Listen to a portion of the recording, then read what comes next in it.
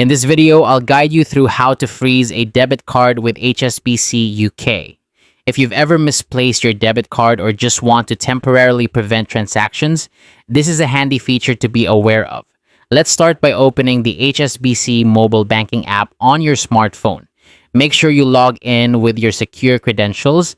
It's important to ensure that your app is up to date to avoid any issues during the process. Once you're logged in, navigate to the cards section within the app. This is where you'll find all the options related to your debit card management. Scroll through if you have multiple cards and select the specific debit card you want to freeze. It's crucial to choose the correct card to avoid freezing a card you still want to use. After selecting your card, you'll see an option labeled Freeze. Tap on this option. By doing so, you'll temporarily block all transactions on your card.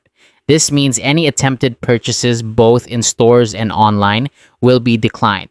It's a very effective way to prevent unauthorized use if you suspect your card is lost or compromised. In case your card is lost or stolen, the app also provides an option to report it.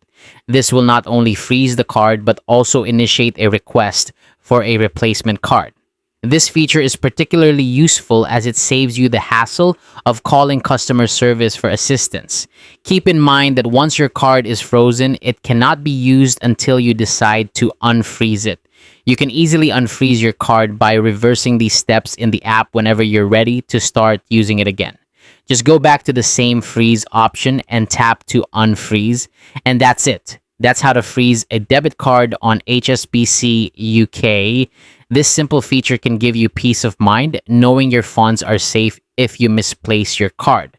Remember, technology like this is here to make our lives easier and more secure, so take advantage of it whenever necessary. Thank you for watching, and if this guide was helpful, don't forget to like and subscribe for more useful tips and tutorials.